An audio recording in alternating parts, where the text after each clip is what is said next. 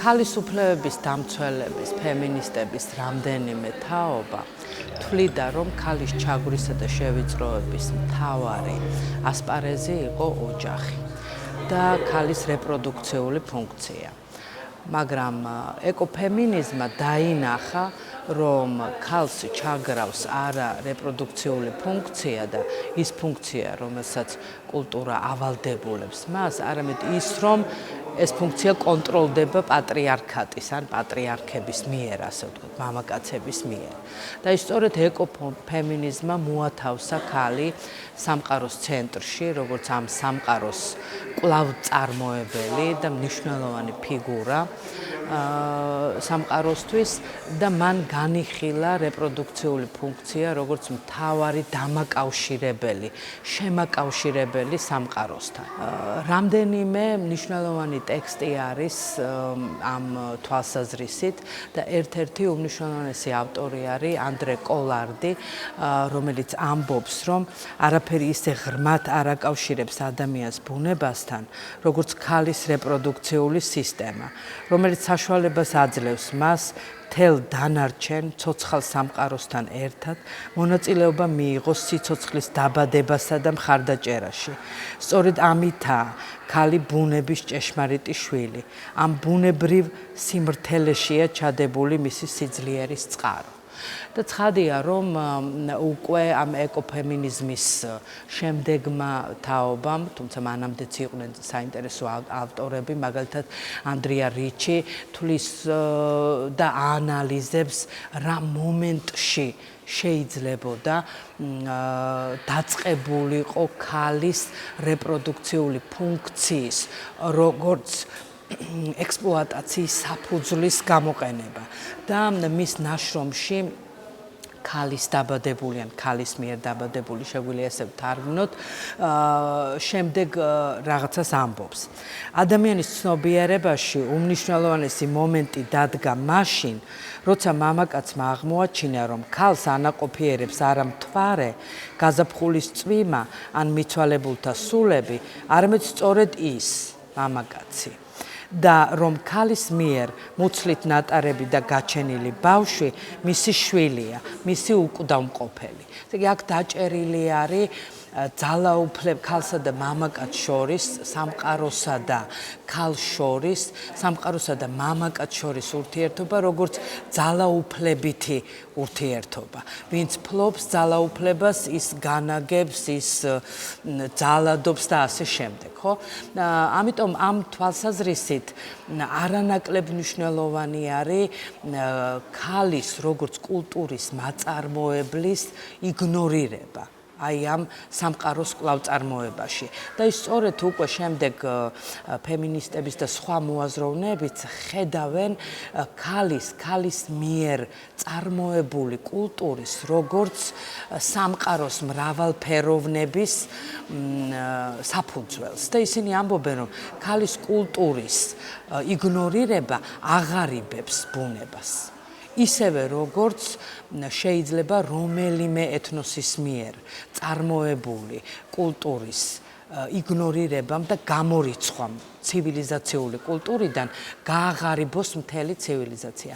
ამ თვალსაზრისით ჩვენ გვყავს არაჩვეულებრივი ავტორი ზურა კაკაბაძე, რომელმაც 80-იან წლებში დაწერა არაჩვეულებრივად საინტერესო სტატია ბუნების დაცვის ერთი უცნობი ასპექტის შესახებ, სადაც მან ქართულ კულტურას შეხედა და საქართველოში ბუნების დაცვას შეხედა როგორც ქართული კულტურის შენატანს მსოფლიო ცივილიზაციაში.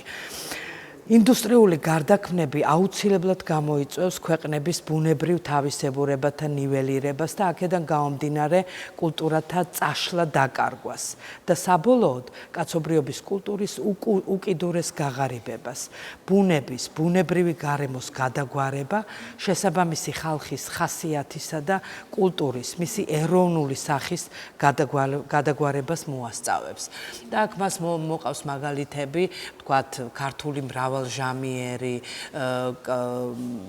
ქართული მხატვრობა, კლიმატი, რომელიც განაპირობებს ამ ტიპის სიმღერას, ამ ტიპის მხატვრობას, ამ ტიპის შემოქმედებას და თუ ქართული ბუნება დაემსგავსება, ან შეიძლება ითქვას გაუსწორდება, ან გაუთანასწორდება, გაუთანაბრდება სხვა კულტურა, სხვა ერთგვაროვნების, ერთფეროვნების აზრით, მაშინ ჩვენ, ასე ვთქვათ, ვერ ვიქნებით ისეთი ორიგინალურები, ისეთი საინტერესოები ზოგადად ცივილიზაციისთვის და კულტურისთვის.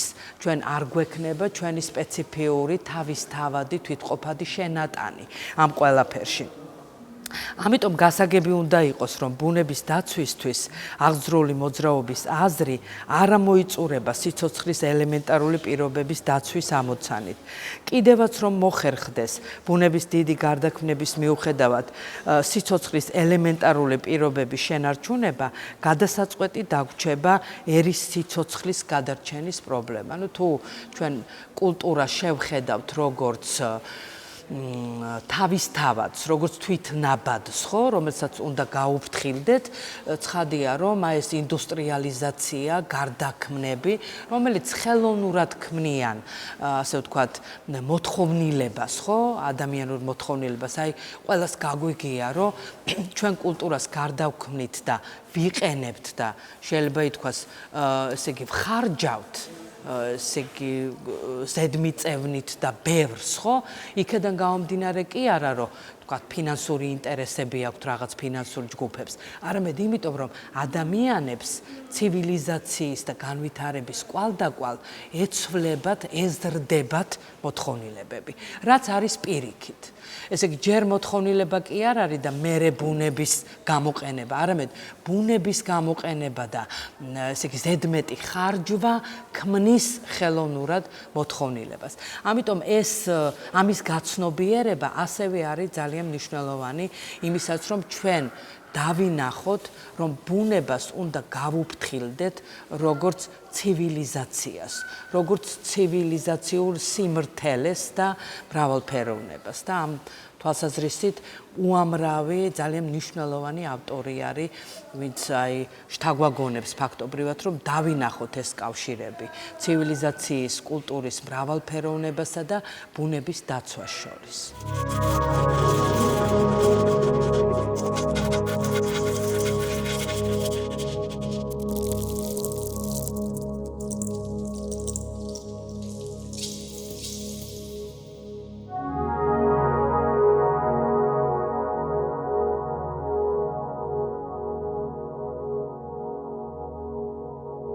დღევანდელ დღეს გაბატონებულ ეკონომიკურ სისტემას აქვს რამდენიმე ფუნდამენტური მახასიათებელი, რომელიც პირდაპირ მამოძრავებელი ძალაა ისეთი გარემოს კატასტროფების, როგორც არის მაგალითად კლიმატის ცვლილება, მასიური გადაშენება და ნარჩენებით დაბინძურება.